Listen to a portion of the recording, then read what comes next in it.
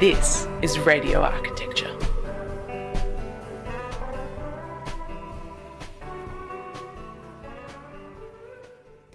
Good evening from beautiful Bunurong country. We are broadcasting to you live here on Radio Karam from the unceded lands of the Eastern Kulin Nation. Daylight savings is over and it's gone dark and wintry already here in the Karam.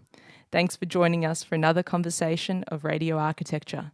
My guest this evening is Dr. John Doyle. He is Associate Professor in the School of Architecture and Urban Design at RMIT University, where he is the Associate Dean and Head of Architecture. He is a registered practicing architect and Director of Common ADR, a Melbourne-based architecture firm.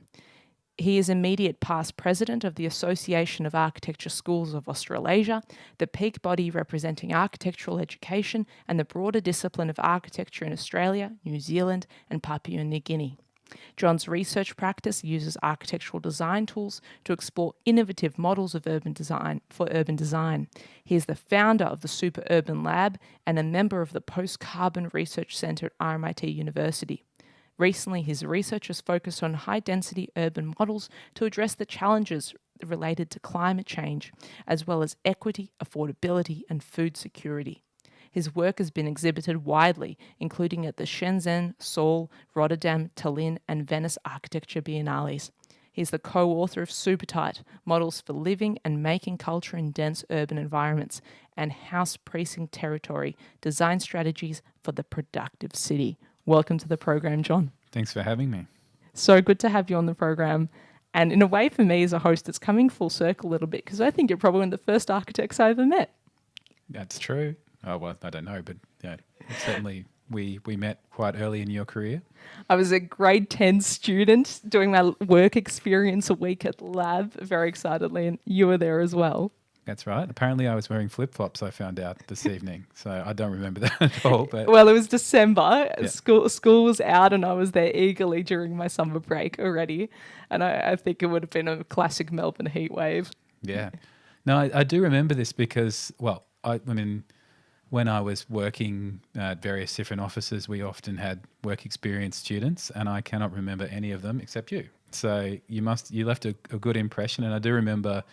I think, and maybe I've just imagined this, but teaching you how to use Rhino, the modelling software, which is a kind of piece of software that we all use and learn to use in school, and some practices still use today. So you were really good at it, and you went on to do good things. So here we are. Thank you so much, John. There's a question I like to ask all my guests, and I think you know which one it is. So I'm going to be a little bit sneaky and first ask you, why architecture? Well, right now it's how I pay for my mortgage.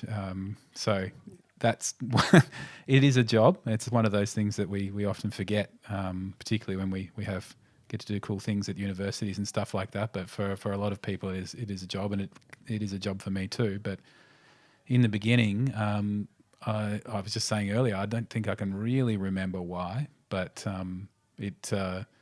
it was something that sort of crept up on me when I was a teenager, and then by the time I got to the end of high school, it became an urgent thing that I needed to do. So, who was the first architect you ever met?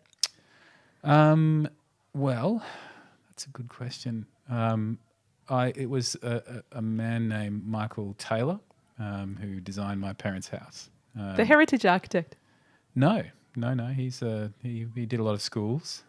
He had a practice with David Oppenheim, who they by the time I met them, I think they'd split up and they were practicing separately. But David had some success early on in terms of sustainability. He's one of the first sustainable architects to really kind of push that forward as an agenda, and that sort of crept into some of Michael's work as well.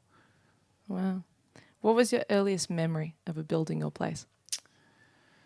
Well, so I do remember this question for others, but I mean, obviously the house that I grew up in Alphington is my earliest memory. But I think the thing that sticks in my mind and what I had prepared, not on a piece of paper, but in my mind for this conversation, was the paper mill in Alphington. So the end of my street in Alphington, there was I don't know if you remember you ever saw, there was along Lower Heidelberg Road, there was the I think it was Amcor was the company that ended up owning it, a paper mill that was this giant wall of brick about sort of 4 or 5, maybe 6 stories high. It's a solid colonnade of brick that went on for about 2 blocks, I think. And I can still remember I can remember the smell of it. And also remember it not being particularly remarkable because it was just there my whole early life. And then later on, particularly when we were writing, I think it was House Precinct Territory, and thinking about, what it means to make and do things and produce things in cities, it sort of occurred to me that was an astonishing thing. You don't find gigantic objects in the city like that anymore, and Juliet has been pulled down and replaced with apartments and townhouses now. But for a time there, it was an astonishing object. Really, they just pulled it down completely. They didn't even repurpose it. There's parts of it. I think part of the sort of components of the original building there are still there. The thing that I thought was quite astonishing, that kind of Rossi-esque blank facade, which sort of flies in the face of all town planning principles. You couldn't build that now. No, absolutely not. I mean, probably for good reason. But it's that's gone, and that's a shame, I think. Some of these structures are almost at the scale of these Telstra exchanges and the really large substations that are going to be obsolete. Yes, and are becoming obsolete already. Have I regaled you with these obsessions before? No. Is there a reason? No, not at all. Yeah, I mean, those things, they're just amazing. Like the exchange buildings, I've got one a block away from where I live, which I think it's still in operation. I'd love to get in there and have a poke around. But yeah, these kind of blank buildings are kind of amazing sort of, parts of the city which are sort of not really desirable in many ways, but are kind of, I think, probably to be kept and respected because they served a purpose, and they provide an alternative, typology that isn't really kind of found anywhere else. Or at least LiDAR scanned. Yes. But John, you're now in a position to encourage them to open it up for Melbourne Open House. Yes, I could. I'm sure they do. Well, maybe they do. Maybe they don't. I'm not sure, but they should. I think the only issue is if it's full of technical equipment and kind of servers and things like that, probably they don't want people like me poking around looking at it, but, we can ask. I think occasionally on the program I have seen some large and amazing and rare buildings open up, and then sometimes we get more of the regulars that are easy to see but still just as amazing in the city, like Mission to Seafarers and that concrete dome. Yes. Yeah. That is an amazing thing as well. That's all been sort of kind of retrofit now, I think, hasn't it? It's actively used, and you can hire it out for events. But it's also functioning. It's a functioning mission that goes and supports dock workers and seafaring workers. Oh, that's good to know. I didn't know that. They mostly go out to South Melbourne and provide them support there, or take them back to the mission and give them internet and food and showers for the couple of hours that they're inland. I did not know that. That's good. Yeah. Oh, take me back to the beginning of architecture for you. You mentioned it became urgent. And I think this is a word that's really been on my mind, certainly the last few weeks, as I'm preparing for an exhibition that's very urgent. I think it comes to a point where art and architecture and design and really creative pursuit should be urgent. Well, I don't know if the urgency that I had, it was a very personal urgency. It was something that I felt very strongly that I wanted to do. If the world, if I didn't go ahead and do it, I'm sure the world would be perfectly fine as it is. But I at that time, I was in year 11, year 12, and I was, looking around for what I wanted to do with my life. And I think, I did what a lot of students did back then, or, year 11 and 12 students. I went to the open days. I went to the universities, and I think, I'm now working at RMIT, but so it sort of sounds self-serving, but at the time I was really taken by the culture of the school, which really emphasizes design as being the kind of foundational skill, or the kind of the thing that architects do. So I don't know why, but that really struck me. It sort of, the view that sort of presented was that the world was there to be made, and, that you were in a position as an architect to be able to kind of intervene and to make things better, or to make things different, to make things the way, more representative of different parts of society. It just look good, which we often don't talk about. So that felt like a pretty fun and interesting thing to do with my life. And, I think I sort of mentioned earlier that, my parents I had the privilege of growing up in a household where we were able to have an architect design a house for us. And I was able to see that process firsthand or secondhand, and also participate in the process of building that house. We talked earlier before we went to air about the pitfalls potentially of owner-builder type scenarios, and I can tell you that definitely has some pitfalls, particularly if you're related to them. You got on the tools. Yeah, I was on the tools. That was a mud brick house, so I laid. We initially tried to make some mud bricks, and then that didn't work. So we bought them, and I laid a lot of them. But so that I think being able to kind of express oneself creatively through a medium which had consequence was what kind of felt urgent and felt kind of like a great thing to do. I didn't get into architecture straight away. In a way, you recognise the magical agency of architecture. Supposed magical agency. I mean, it doesn't always. The reality of practice is it's not most of what you do, but there are those kind of moments there where those moments where you of conception, I suppose, where you come up with something, particularly in collaboration with others, and something goes from being nothing to something, in an instant. And now you're also tasked with hatching the new architects into the world. So you're really, really upstream of that moment. Mm-hmm. Yeah. We'll come later in the conversation to discuss architectural education. Mm-hmm. But I want to talk about the aha moment and how that was like for you. Often in architectural education, you have that second year, third, this is what architecture is about. How was that for you? I think I probably had a lot of aha moments. I think the reality for me, I think these things slowly unfold over time. I thought I had it all figured out in first year. I had sort of, got a couple of moves and a couple of techniques that I thought seemed to be working quite well. I distinctly remember that. It was in the second semester of my first year. And, I'd done a couple of, early esquisses. Basically, during the semester when we teach studio, so design studio, you get given a project, you work on it over the course of the semester. There's usually a particular brief or a site. There's a bunch of ideas that the studio leader will want you to look at. So we give our students like little techniques and tips and sort of projects that they can, small versions of the project that they can use to build up and get into it. So I did 3 or 4 weeks of that semester and everything seemed to be working really well. So I thought, I'll just take the next 4 weeks off and, come back and, just finish it off at the end.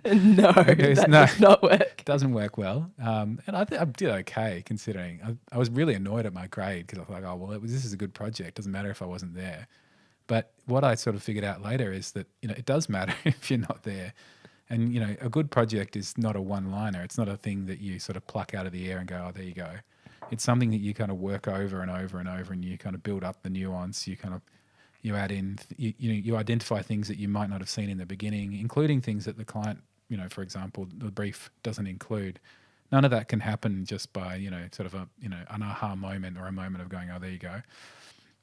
So, second year, when I sort of followed on from that, the next studio, I really kind of put my nose down and I worked things over and over again, and it was a very different outcome. Like really great, still very proud of the project that I did, and I remember it really well.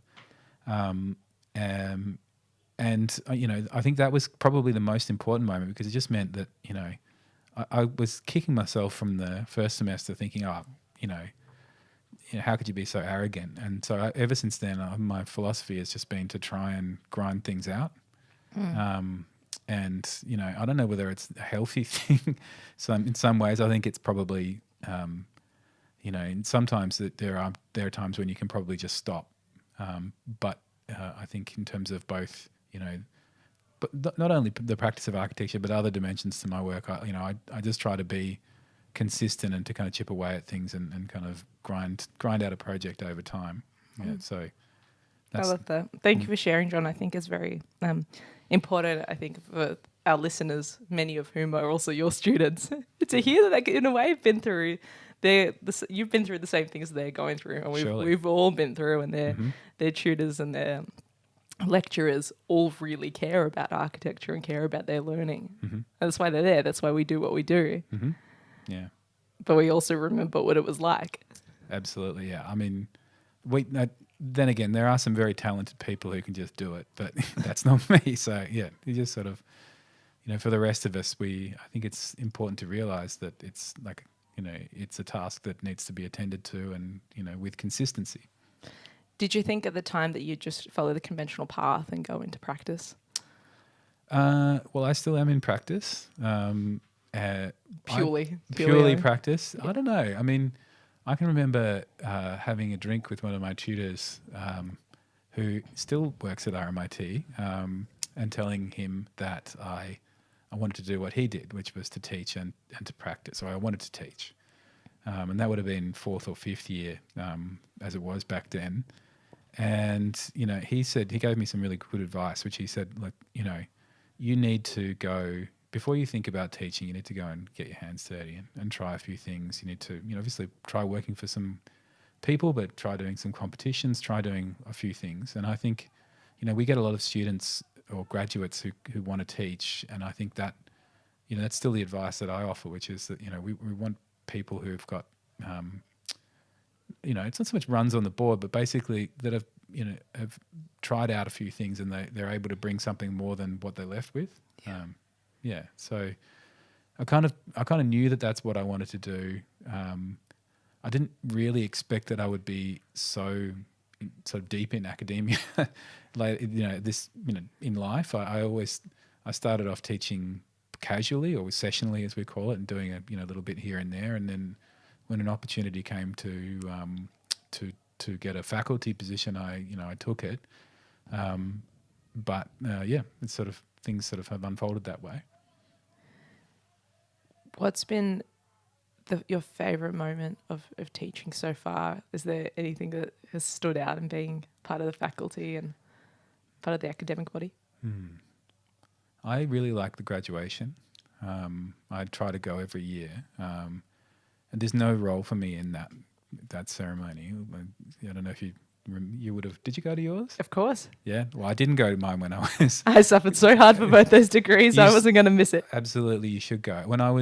I didn't go to my graduation when I finished my bachelor and regretted it. And maybe that's why I insist on going every year whenever I can. I missed it last year for family reasons. But the role that I fulfill as head of architecture is really just to be there as a cheerleader, to kind of to clap the students or the graduates when they finish, or graduates, and to just be a face there, in a very large stadium for RMIT. It's at the Marvel Arena. To be able to just see people, the look on their face when they finish that. It's a tough degree, and we're trying to work on making it less kind of an onerous experience, but nevertheless, it's still it's 5 years for a professional pathway. So I think there's something really fulfilling about seeing people get that sense of achievement at the end. What's your biggest goal? And often we really talk about, I think, in every architectural panel, every architectural conversation often discusses the great challenge of architectural education. But what is your goal to try and change, or what is that number one priority you have that you think personally could really bring either success or results? I think the way that we value what we do needs to change. I just don't think. I think a lot of. So if anyone who's been associated with architecture or architectural education in forever, and certainly in our lifetimes, has been familiar with the kind of trope of architecture being an underpaid, overworked profession, very skilled people who do far more than they're kind of paid to do. So I guess what I'm quite keen to do is to if I could flick a switch, it would be really to make architectural graduates and students aware of what they're worth, and what the value of what they do and what they contribute. And there's lots of people that are thinking about that, including some really talented people at RMIT who are kind of thinking about kind of trying to generate or kind of explain new ways of valuing architecture's contribution to the world. But for somebody who's going out into the workforce, I would love them to be able to kind of, negotiate or to be able to kind of present themselves in a fashion whereby they're aware of what value they contribute and are able to kind of, ask for that and to be able to kind of step out of an office at a time when they're not getting that. So that would be, that would be my great goal. I don't know how to go, all I think we can do is to really kind of, is to kind of reinforce a culture of steady work and also to kind of cultivate conversations about, what impact our work has in the world, so that those are things that our graduates go out into the world aware of. But it's not something that's going to change overnight. Such a long process. And also on the flip side, it's educating the client, educating the Absolutely. consumer. Yeah. And you're running a practice as well, Common, ADR. How do you pull those levers with clients? I mean, ironically, probably with a lot of work. I think so. I think what we try to do, and whether or not we do it, I don't know, is to point out where there's opportunities for value in a brief. And part of the reason, Ben and I are the co-directors of Common, Ben Milburn, and obviously we've worked, had great contributions from Laura Martis, who's sort of built up the practice with us, and Nicola Mulgeri, who's basically our kind of key person in the office at the moment. Over the years, we set up Common, or we kind of moved from our old brand to really focus on public work and to community projects, and we're interested in this idea of the common good. So the great thing about targeting or kind of working on those public projects is that there is kind of the opportunity to take a brief and to say, well, you've missed this. There's this other thing that can go in here, and that's sort of a value add on top of the thing that all of these things that you already have. You don't get that so much from sort of private clients and houses and things like that, but it does happen also. But so I think really what we've tried to do in terms of that question of value is to use the training and the skills that we have to be able to find that thing that is latent in the brief or in the site that can be brought forward and can add value to the project. Lots of architects are doing that. I think just off the top of my head, Terroir have made a whole kind of series of kind of publications which explore how they've done that with projects. But that's the role of the architect, I would argue, not just take the brief but push it and correct build it and it's not create magic.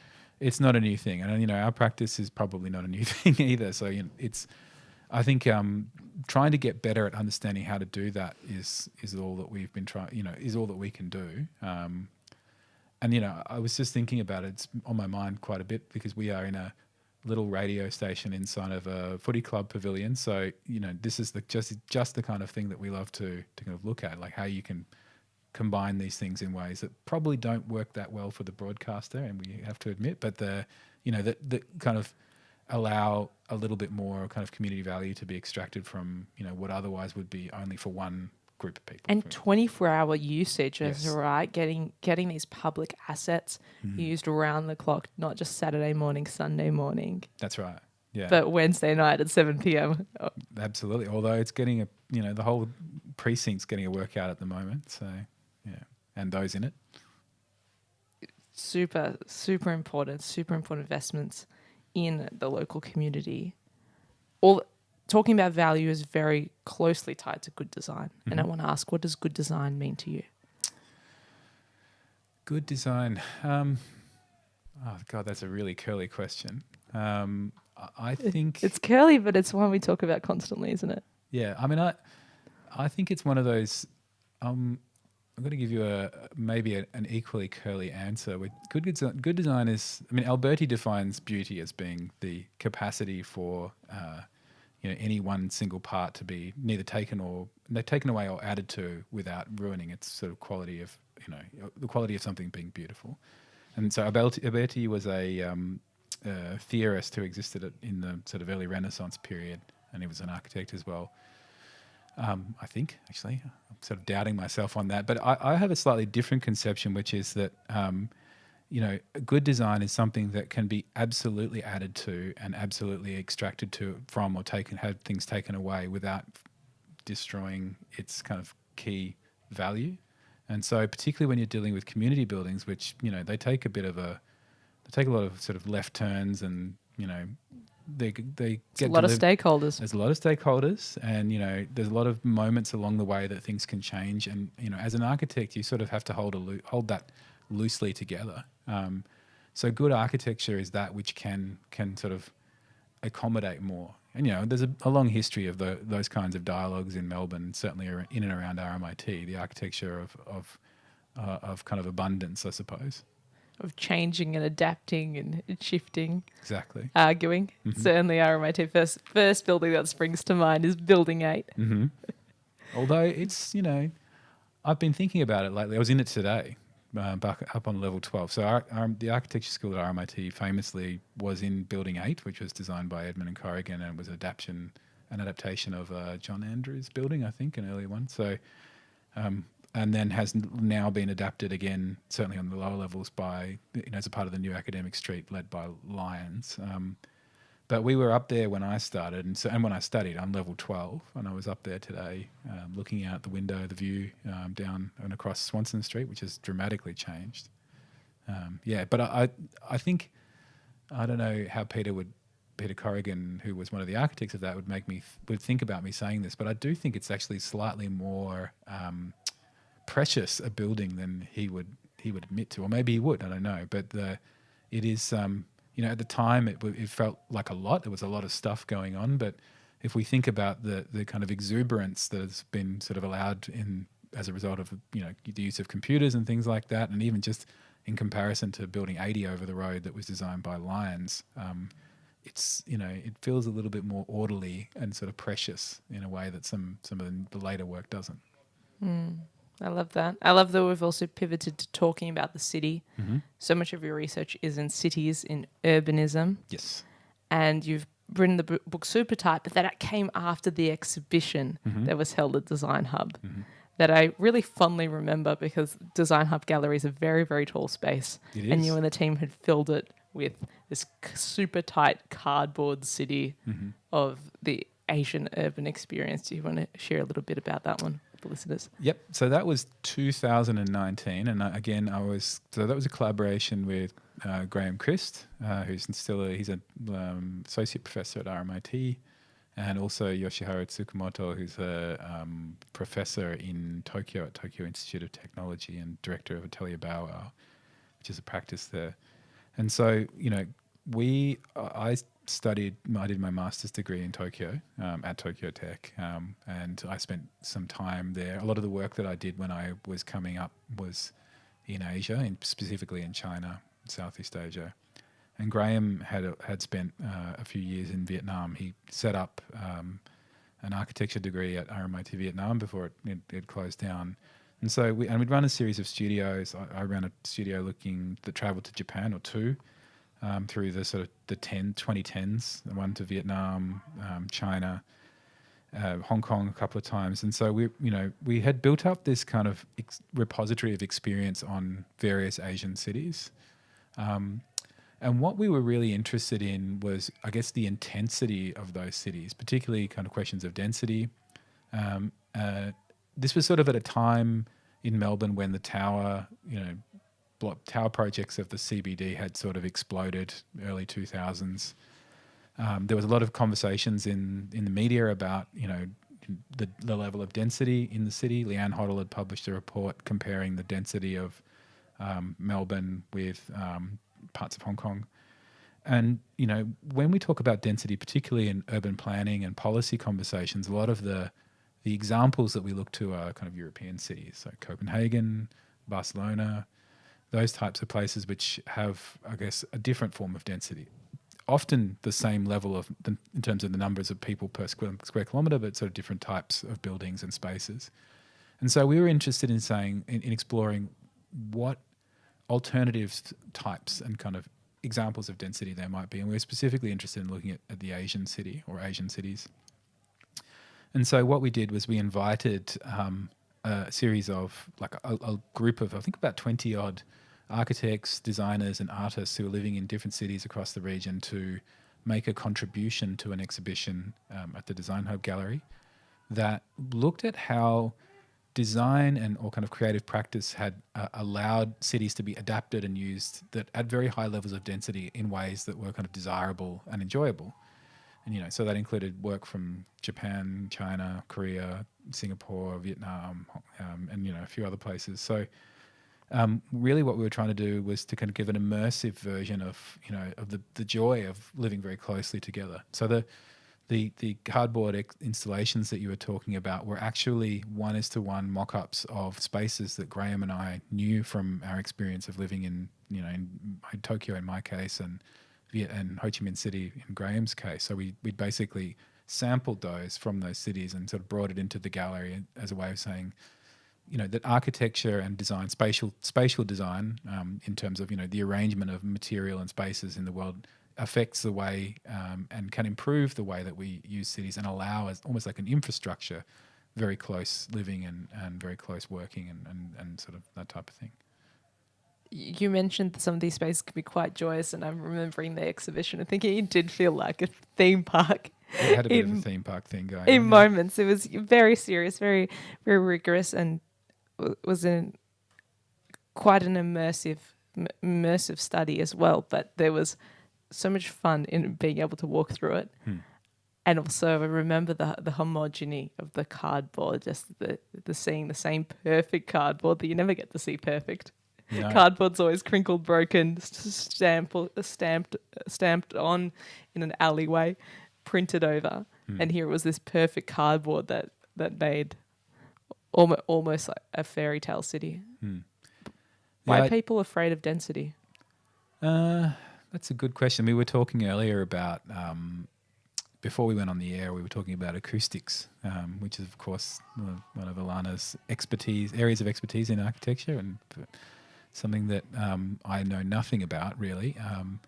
But the context of that conversation was the apartment that I live in, which is not very acoustically, or wasn't very acoustically isolated. And so I think people have a fear or worry about density by virtue of the fact that I think that, they feel like the world is on top of them at all times. It's very hard to relax in society without some kind of space that is your own.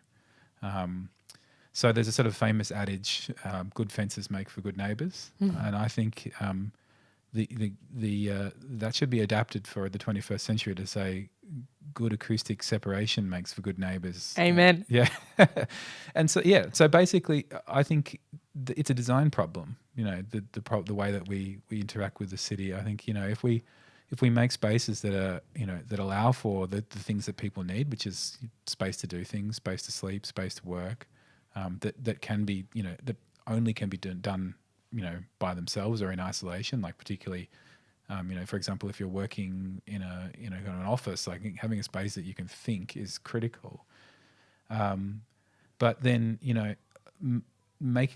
taking a kind of more sophisticated view of that. So we don't just need to fully separate ourselves out by large amounts of distance or road or kind of nature strip and stuff like that. We can actually slot these things together in a much more sophisticated and efficient fashion and make better use of space. Like we talked earlier about using this building for a radio station and a footy club. Like until I walked in here, I never thought that would be a thing, although, I have probably come across them without knowing it. But that's a pretty efficient use of space. It means, we're not building, two different buildings, and they can be used twice and at all hours, like you said. It sounds like something these amazing combinations would find out of that little guidebook for Tokyo. Yeah. So I think the book that Ilana's referring to is called Made in Tokyo. Oh, sorry. Well, there's two. One, Made in Tokyo, which is sort of a catalogue of buildings which are kind of weird mashups. So I think, there's an apartment building for people who are jockeys that ride next, it's at a race course. So it's an apartment building / horse stable. It's a kindergarten on a car park, I think. Exactly, yeah. And then there's another version that they did, which was called pet architecture, which was a sort of micro version of that. So house, like these tiny little buildings that are almost at the scale of a vending machine that sort of fit into little gaps in the city. And so Yoshihara Tsukamoto and Momoya Kajima, Yoshi was one of the collaborators for Super Tight. So he really, he was one of the people that drew me to study in Japan. So it was really exciting to be able to work with him on that. And it kind of came full circle for the things that we're interested in. What's one thing you could pull out of Tokyo and you'd want to put into Melbourne? Oh, so many things. Well, I think konbini culture is something that I always miss. And it's coming here. Like I think you can start to see it in 7-Eleven. What's konbini culture? The vending machines? No, konbini is Japanese for convenience store. It's the shortened version of that. So on just about every corner in every neighborhood in Tokyo, you can find a convenience store, konbini. And, it's not just a place to buy a Slurpee or something like that. It's a place where you can almost get anything you need to live, like a pair of socks. You can pay your bills there, or you could before the internet really kicked off. So I think that level of convenience is something that I miss. But the other thing, counterintuitively, is weirdly, it's an amazingly analog country. So the things that I kind of miss was just how, like at the time it was infuriating when I was studying there, how, you had to go somewhere with a piece of paper to get something done for a lot of things. Like there was no online anything. A lot of things weren't online. So there was a lot of things were done face to face. A lot of things were done through kind of discussion. I think somehow I think that slowing down a little bit would be not a terrible, terribly bad thing to happen here. Return to the craft, return to the masters. A bit of that, yeah. What's the biggest lesson out of your studies in Japan and studies with such greats that you still take with you to this day and are guiding you through practice? I think it's really so I moved to Japan. I mean, there's lots of Japanese architects who I really admire, but I was most drawn to moving to Tokyo just to be around and in the city. And I think the thing that the view that I kind of formed then, which I still hold, is that you can sort of the city is almost smarter than anyone will ever be, or any architect. So you can sort of find what you need there. So if you look hard enough and if you're prepared to be patient, you'll find examples or kind of ways forward that you couldn't have conceived of yourself. It's a sort of an engine room of ingenuity in that sense. You personify, and your fellow researchers I think do this too actually, you personify the city as this co-collaborator with you, this co-designer that has a life, has an energy. Yeah.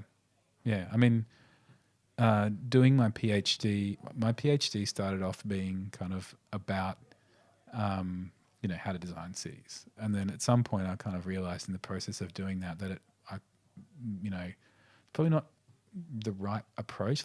Cities, they don't really get designed. Even if you do design them, that doesn't get built. It's always a master plan, or it turns into a policy and then the policy changes. So I think what I took out of my PhD was a way of describing the qualities in cities that I really like.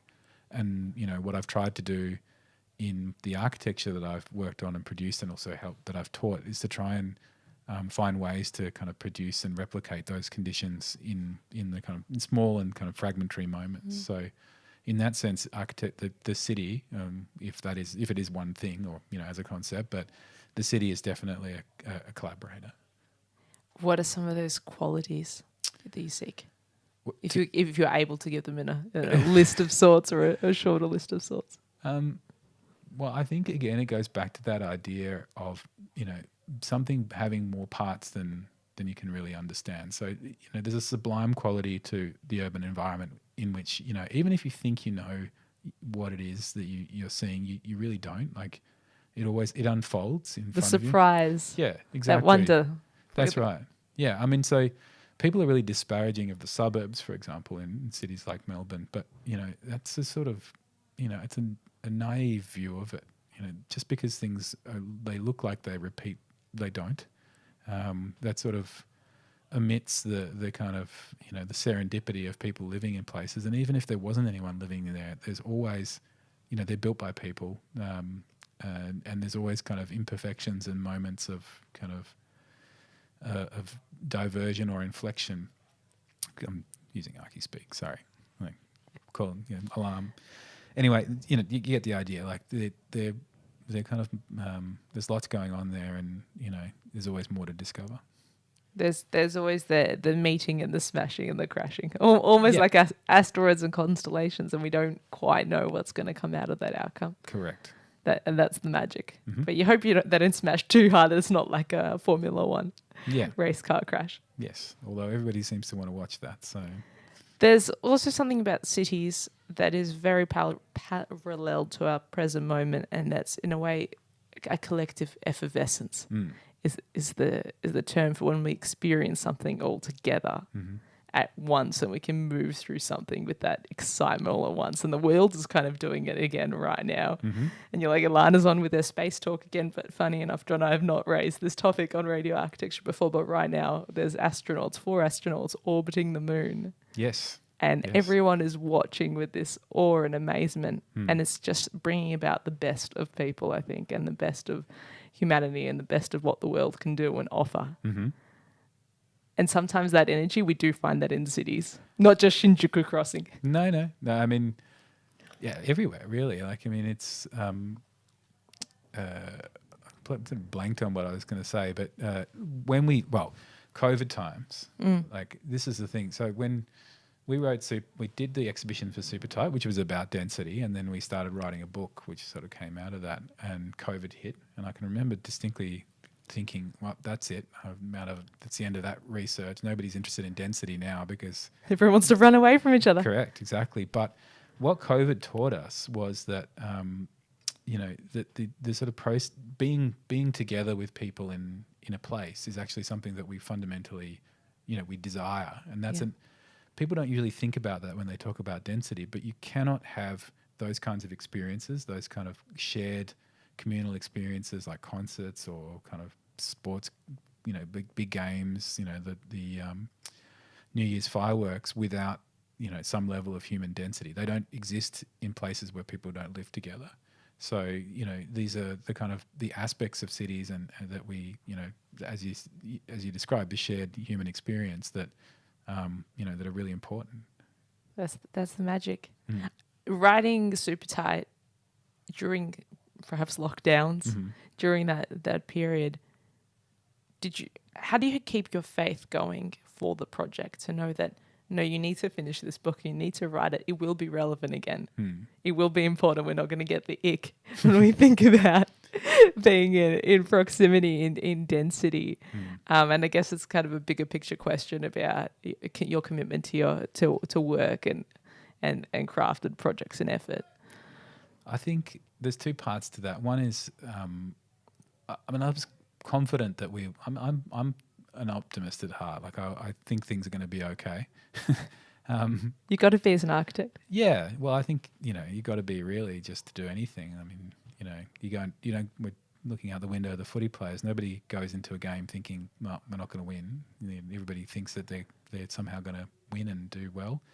It's the same with everything. So I felt like, with COVID that it would come to an end and that we, one way or another, we would sort of somehow return to normal. So I don't think I ever doubted.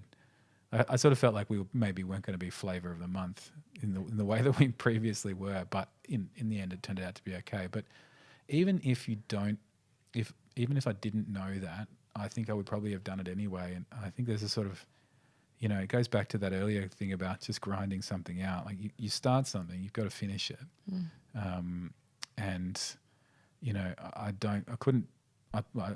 wouldn't say that I've never not finished things. There's plenty of sort of, things that I've started that I haven't finished, including an arts degree. We'll come back to that one day. But I think there was with the support of my colleagues and the support of the school, I think, we were able to just kind of grind it out. And,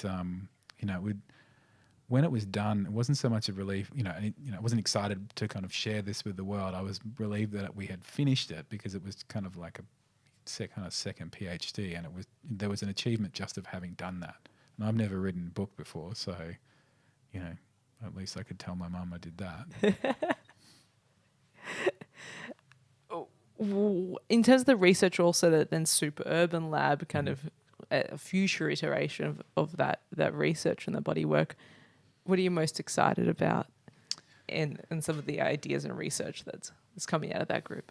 Well, I think, so Super Urban, we had a few different permutations. Like every architecture school has an urban lab of some kind. So, when we were trying to set that up, we had and they're all called Urban Lab too. They're all called Urban Lab, urban this, urban that. RMIT famously had a lab before, around my time, when I sort of began, called the Urban Architecture Laboratory, which was very, very successful, I think. Had a very particular position on the city, which, I have a lot of, with sympathy for. But a lot of the people who were involved in setting that up moved down to Monash, and what is now the Monash Architecture Lab, or the Monash Urban Lab, it's got a name like that, is kind of really kind of following that that agenda. So we wanted to kind of reinitiate a kind of a group of people that were looking at cities at RMIT, and so what we wanted to do was to do it in a way that was very RMIT.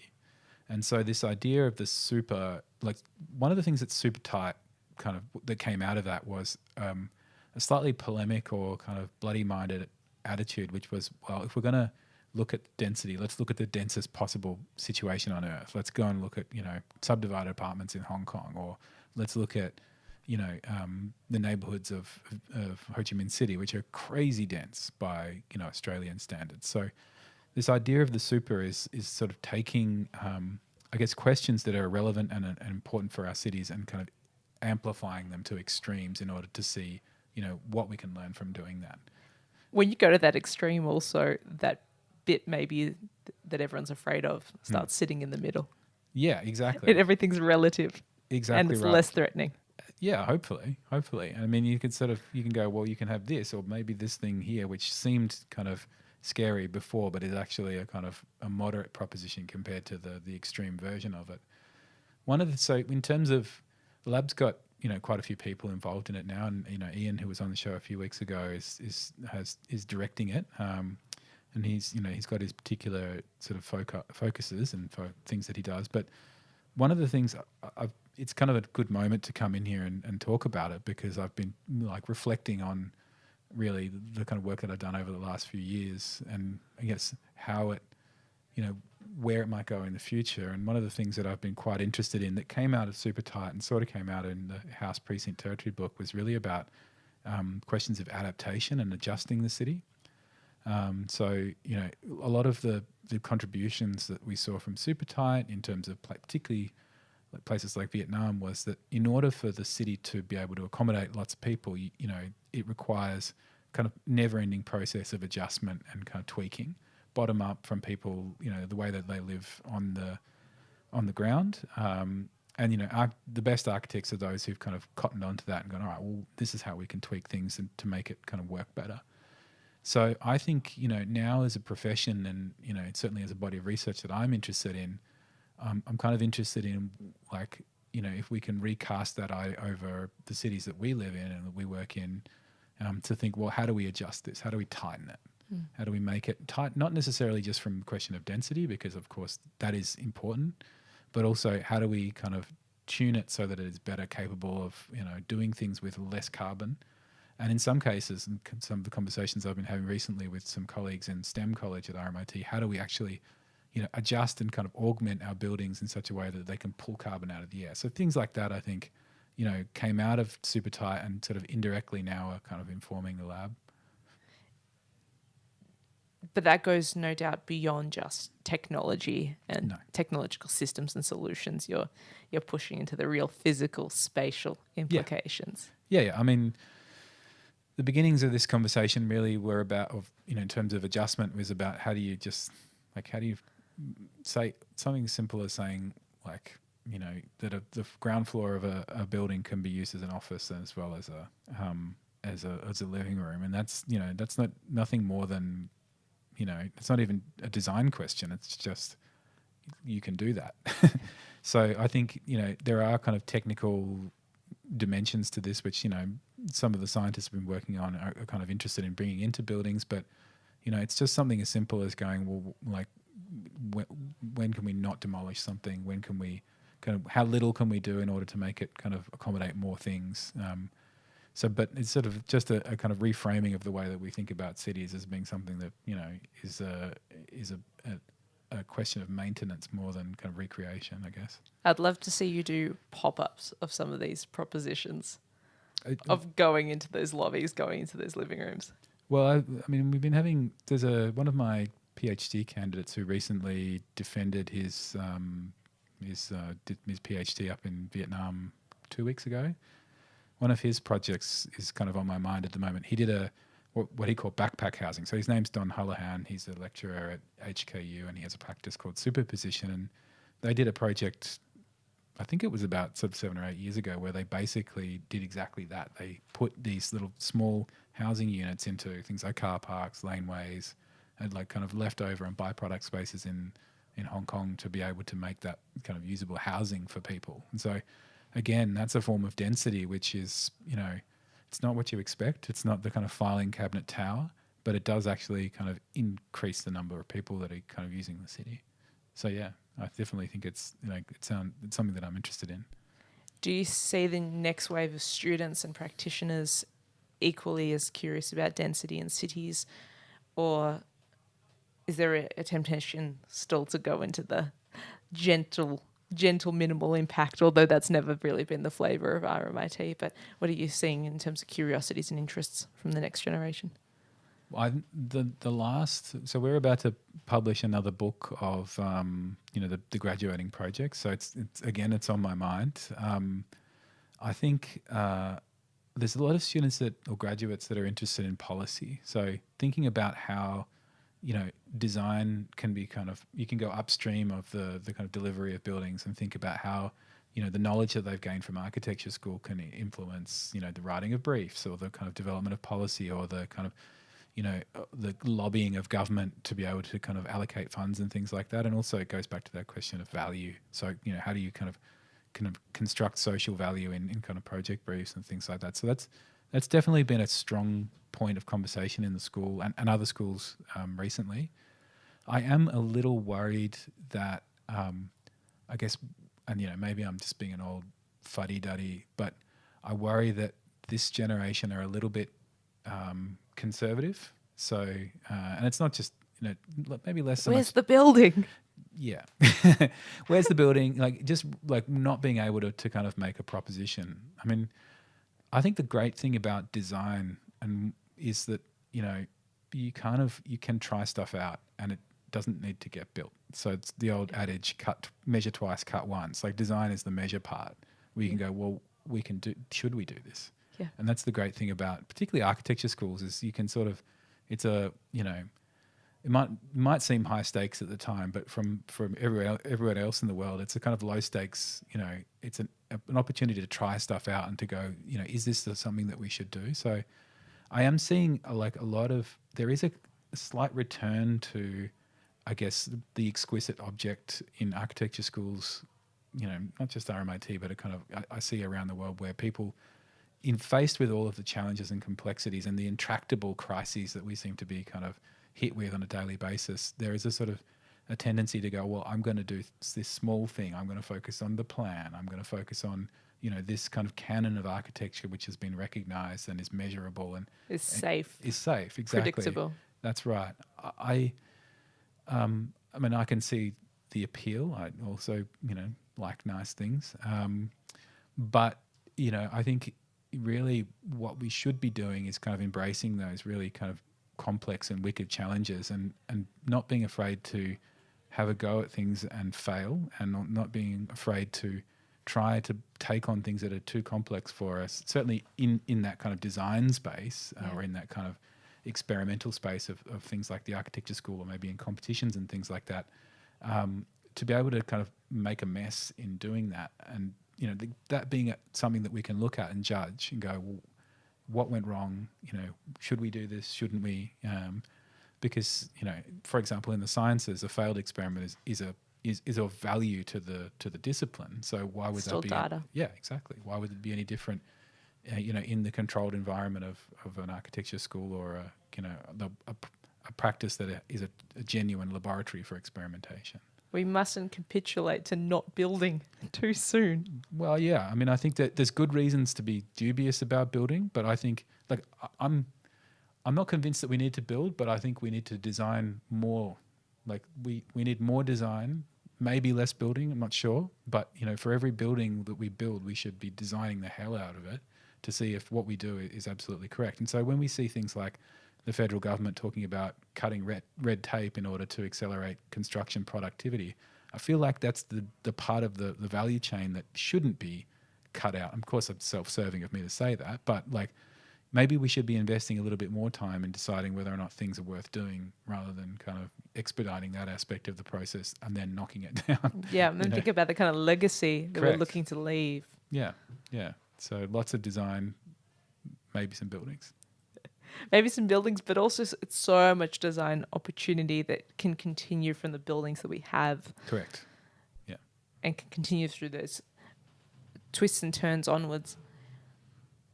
I want to bring it a little bit full circle in. Who have been some of your biggest mentors?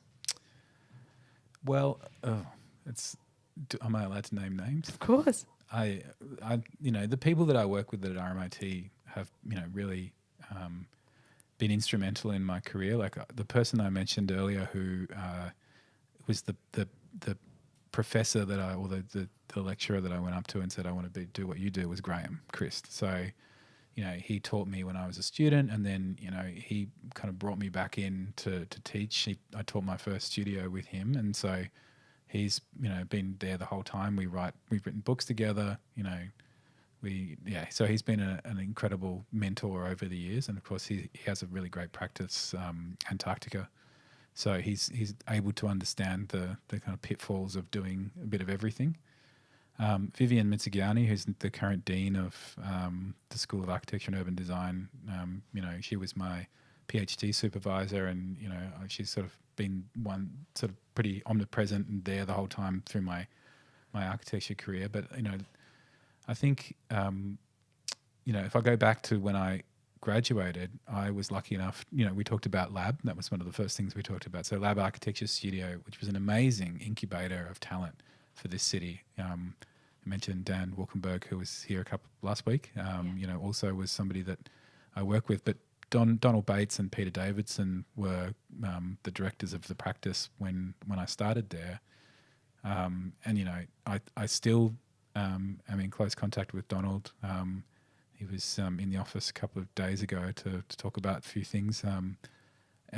Peter was sort of quite literally holding my hand, teaching me how to draw. So these are kind of a few of the people who've made a contribution.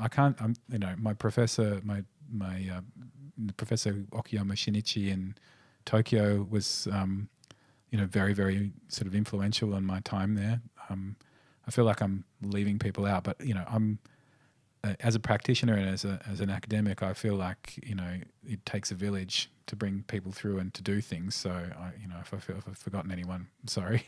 And of course, my wife, Laura Martish. I don't think she's listening right now because we've got domestic obligations, but she might listen later. And she has been, she obviously, we started the practice together, and we still work, daily on. We talk about ideas. So it's an amazing privilege to have that available. Absolutely. What's the biggest piece of advice you'd give your younger self? You've got time. So when I was starting out, I was really in a hurry. So I was working at Lab and doing competitions all night. Lab was pretty high tempo. We would do late nights and then go even later. Edmund Carter, who I collaborated with at the time, we were just submitting competitions. We were convinced that we were going to crack it one day. Yeah, I mean, it was the noughties, right? That's right. A golden era. That was the formula. Correct. Win a competition, start a practice, boom, freedom. Exactly, easy. Seemed easy at the time. I think it's really only been in the last few years, probably COVID times and since, where I've sort of felt like I could probably say no to something and that it won't be the kind of the sort of end of my career. So I think being able to, to be confident that opportunities will come up, and that if you just kind of, certainly be interested and try to do as much as you can, but don't do more than you can do. I wish I had known that 20 years ago. I think that's really, really good advice. I'm mindful of the time, so I will ask my last question, and that's what gives you hope? Students. I think I'm lucky to be able to kind of dip at that well every time I go to work. Like, they just come really amazing, particularly sort of early students, first years. There's just an enthusiasm for the discipline, which, I think, a lot of older practitioners could probably benefit from. So, I think I really appreciate everything that they're doing. And I'm just, astonished by their skills. I'm astonished by their enthusiasm and interest. And that makes me feel like I'm going to be living in a nice retirement home. Thank you so much for joining me on the program, John. Thank you. Thanks for joining me for another evening of radio architecture with Ilana Razbash. This live show was broadcast and recorded in the Radio Karim studio on Bunurong Country. You can replay the show wherever you get your podcasts. Thanks for tuning in and supporting community radio. Take care. Hey, this is Liam from Play Lunch, and you're